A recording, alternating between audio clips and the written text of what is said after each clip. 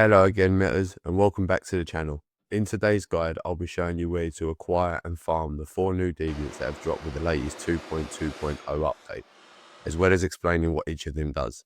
I hope you enjoy this video and find it helpful. To start things off, we have the Soul Summoner Deviant. This one can be found in EX1 Silo, and you can acquire all these new deviants on both Pro and Nightmare mode. However, I personally recommend running Nightmare, as I found much better drop rates and higher level drops there compared to Pro mode. Of course, that's just based on my own experience, but it's definitely worth trying if you want the best results.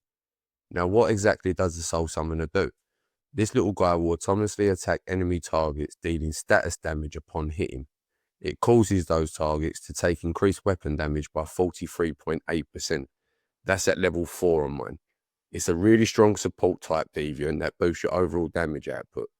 Here you can see it in action, and as you'll notice, it makes a big difference in fights, especially when you're taking on tougher enemies or farming in higher difficulty modes.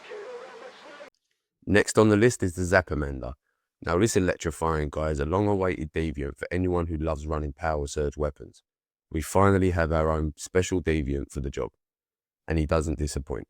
You can find Zapamander after defeating the secret boss in Silo Alpha. Just like the others, these deviants can be acquired in both Pro and Nightmare mode. Again, I personally recommend running Nightmare since the drop rates and levels tend to be better based on my own experience.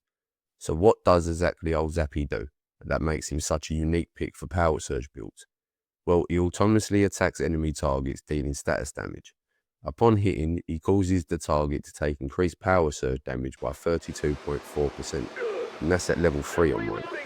This makes Zapamander an incredible asset for anyone focused on power surge loadouts, amplifying your overall damage and output and letting you melt through enemies with electrifying efficiency.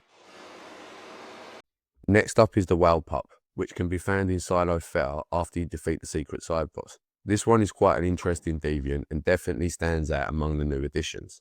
The Whale Pup doesn't just enhance your weapon damage, it brings a unique twist to combat. When it attacks an enemy, that target will take 45% extra weapon damage. And if the enemy happens to be in the drowned state, which they are because the deviant creates a giant water world around you, their vulnerability will be increased by an additional 15%. So with this deviant equipped, you're not only gaining a solid boost to your weapon damage, but you're also applying a 15% vulnerability buff on enemies affected by drowning.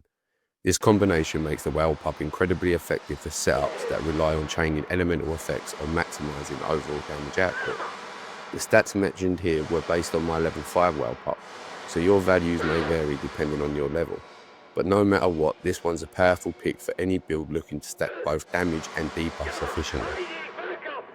So for the last deviant in today's guide, we have the Director Fox. This one can be found by defeating the main boss of the PSI silo, and it's definitely one you'll need a bit of patience for.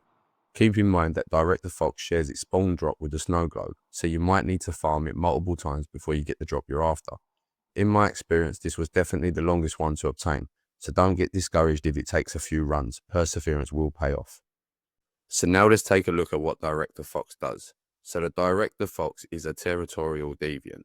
Animals in the territory may produce an additional offspring when breeding. Extra production consumes 1 fine meat.